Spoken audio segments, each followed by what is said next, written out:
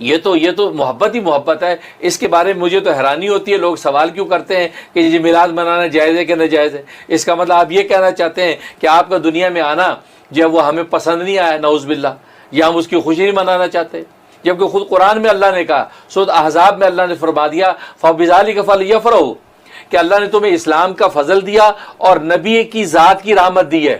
تو نبی کی ذات جو بطور رحمت کے تمہیں دے دی ہے تو فَلْيَفْرَحُوا، اس پہ خوشی مناؤ، خوش ہو جاؤ کہ نبی کو اللہ نے رحمت بنا کے تمہیں دے دیا. تو سورۃ احزاب میں تو اس پہ خوش ہونے کو حکم دیا جا رہا ہے ایمان والوں کو کہ آپ خوش ہو جائیں کہ نبی ملے آپ کو. تو آپ حیرانی ہے کہ لوگ کہہ دیتے ہیں کہ جی وہ خوشی منائیں کہ نہیں. خوش ہونے کی بات ہے بھائی، وہ الگ بات ہے کہ وہ خارجی چیزیں ہیں. وہ خوشی منانے میں آپ فرض نماز چھوڑ بیٹھیں، اس خوشی منانے میں آپ کوئی گناہ کر بیٹھیں، وہ خوشی منانے میں کوئی دوسری آپ اسراف کر بیٹھیں، تو وہ خارجی چیزیں ہیں. آپ اس کی وجہ سے اصل عبادت کو کیوں مورد الزام ٹھہراتے ہیں؟ اصل عبادت تو میلاد مصطفیٰ منانا، یہ تو لذت ہی لذت ہے، یہ عاشقوں کا وتیرہ ہے. بسم اللہ الرحمن الرحیم. مفتی منیر احمد اخن صاحب مفتی اعظم امریکہ کہلاتے ہیں، اور ان کی جو گفتگو ایک صاحب نے بھیجی تھی کہ اس کو بہت شیئر کیا جا رہا ہے، بہت سے حضرات اس کے بارے میں معلوم کر رہے ہیں، اس لیے کہ وہ اپنی نسبت علماء دیوبند ہی کی طرف کرتے ہیں. اور افسوس کی بات یہ ہے کہ وہ عجیب و غریب مسائل بیان کر رہے ہوتے ہیں. آپ یہ دیکھیے گا کہ امت مسلمہ کا موقف بالکل ایک طرف ہوتا ہے، علماء دیوبند کا نقطہ نظر بالکل ایک طرف ہوتا ہے، اور وہ اپنی ایک الگ رائے لیے ایک طرف کھڑے ہوئے نظر آتے ہیں. بہت سے مسائل کے اندر آپ کو اس طرح سے ملے گا. اب یہاں بھی انہوں نے تقریر کر دی ہے، اور جو بریلوی استدلال کیا کرتے ہیں میلاد النبی صلی اللہ علیہ وسلم منانے پر، قرآن مجید کی آیتیں سناتے ہیں اور دوسری چیزوں سے استدلال کیا کرتے ہیں، یہی کام وہ کر رہے ہیں.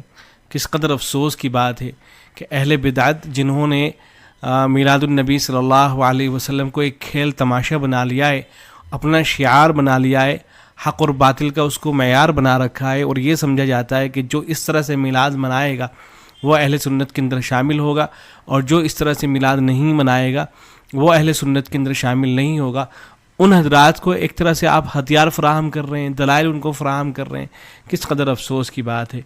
یہ دیکھیں کہ مفتی اعظم امریکہ صاحب جو ہیں، مفتی منیر اخن صاحب، یہ اپنے آپ کو منسوب کرتے ہیں، یہ کہتے ہیں کہ جو بزرگان دین تھے حضرت مولانا یوسف لدھیانوی صاحب رحمۃ اللہ علیہ، اور ایسے ہی حضرت شیخ الاسلام مفتی تقی عثمانی دامت البرکاتہ العالیہ، حضرت مولانا سرفراز خان صفدر، ان کی طرف اپنے آپ کو منسوب کرتے ہیں، اور یہ کہتے ہیں کہ یہ ان کے شاگردوں میں سے ہیں اور ان کے مستفیدین میں سے ہیں، ان سے استفادہ کیا ہے ان شخصیات سے مفتی صاحب نے.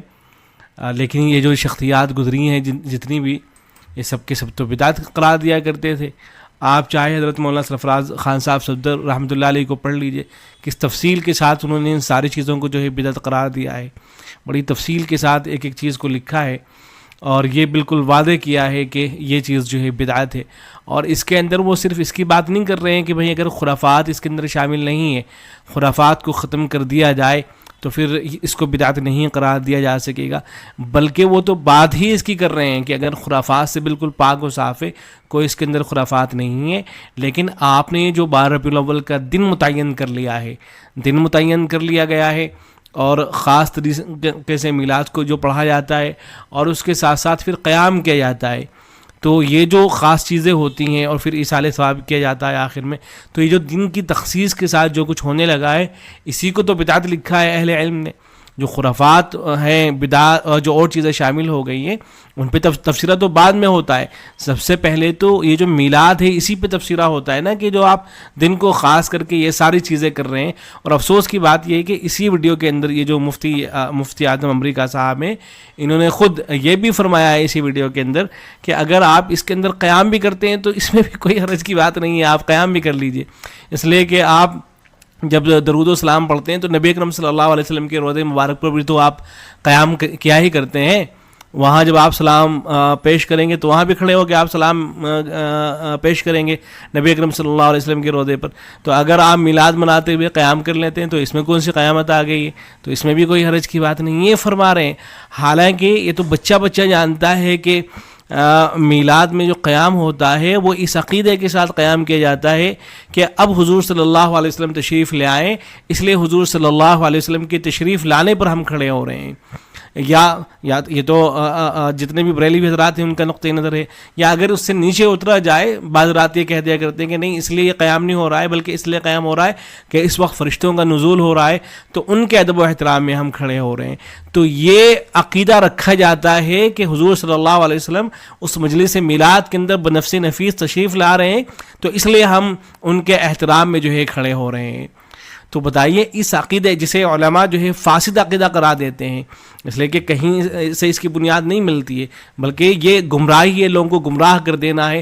حضور صلی اللہ علیہ وسلم کے بارے میں یہ عقیدہ رکھنا کہ آپ صلی اللہ علیہ وسلم، جہاں آپ صلی اللہ علیہ وسلم کا ذکر مبارک ہوگا، 12 ربیع الاول کو میلاد منائی جائے گی، آپ صلی اللہ علیہ وسلم وہاں تشریف لے جائیں گے، تو یہ گمراہی نہیں تو اور کیا ہے؟ اب اس گمراہی کو پروموٹ کیا جا رہا ہے اس طرح سے. تو یہ صاحب جو ہیں جو اہل باطل ہیں ان کے ساتھ جو یہ کھڑے نظر آتے ہیں بہت سے مقامات پر، اور یہ ساری باتیں وہ اتحاد کے نام پر کر رہے ہوتے ہیں کہ امت میں اتحاد ہو جائے، اتحاد ہو جائے. ارے بھائی جہاں اتحاد کی جگہ ہے وہاں اتحاد کیا جائے. جہاں اتحاد، بدعات کے اندر کیا اتحاد ہوگا؟ کوئی آدمی بدعات کے اندر مبتلا ہے تو اس کو جا کر یہ سمجھا جائے گا نا کہ آپ اس بدعت کو ترک کر دیجئے، نہ ہے کہ یہ کہا جائے گا کہ آپ جو ہے اس بدعت کا جو ہے حصہ رہیے اور ہم اس کو جو ہے بدعت نہیں کہیں گے، آپ ہمیں جو ہے گستاخ رسول کہنا بند کر دیجئے، بس اتحاد ہو جائے گا. تو اس طرح سے کس طرح سے اتحاد ہوگا؟ اور وہ حضرات تو آپ کو کافر کہتے ہیں، بریلوی حضرات تو کافر کہتے ہیں، وہ تو اس سے نیچے اترنے کے لیے تیار ہی نہیں ہے اور قیامت تک نہیں اتر سکتے ہیں، اس لیے کہ اگر وہ نیچے اتریں گے تو پھر احمد رضا خان صاحب کو ان کو چھوڑنا پڑے گا اور ان کو چھوڑ نہیں سکتے. تو اتحاد ان چیزوں کے اندر کیسے ہو سکتا ہے؟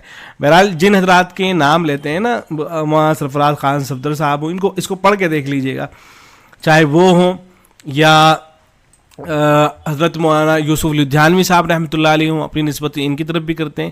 تو ان حضرات نے ان چیزوں کو باقاعدہ صراحت کر رکھی ہے کہ دین کے اندر کوئی ان کی اصل موجود نہیں ہے اور بے بنیاد باتیں ہیں. بلکہ حضرت مولانا یوسف لدھیانوی صاحب رحمۃ اللہ علیہ نے تو اختلاف امت اور صراط مستقیم کے اندر ایک بڑی شاندار مثال بھی دے رکھی ہے.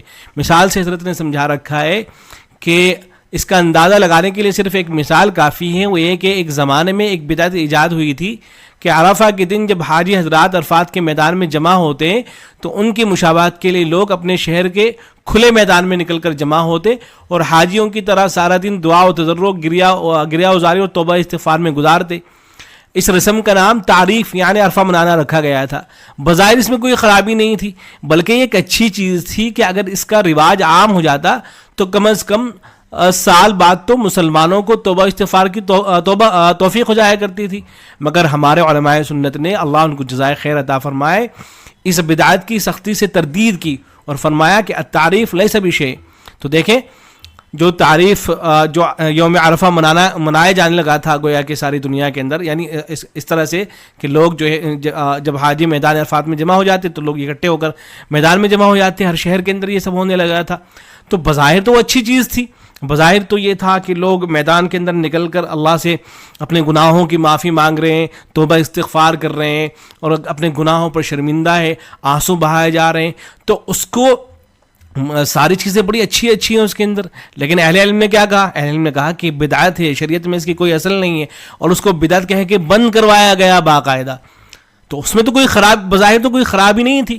بدعت کے اندر سب سے بڑی مصیبت اور پریشانی یہی ہوتی ہے کہ بظاہر اس کے اندر کوئی خرابی نظر نہیں آ رہی ہوتی ہے. جو جشن میلاد النبی منایا جاتا ہے اس کے اندر تو اگرچہ بہت سی خرافات نظر بھی آ رہی ہوتی ہیں، لیکن جو اور بدعتیں ہوتی ہیں یا یہ بدعت بھی جو جشن عید میلاد النبی صلی اللہ علیہ وسلم کے نام پر بنائی جاتی ہے، اگر اس کے اندر سے اور چیزیں نکال دیں آپ تو بظاہر ایسا لگتا ہے کہ بھئی اس کے اندر خرابی کیا ہے.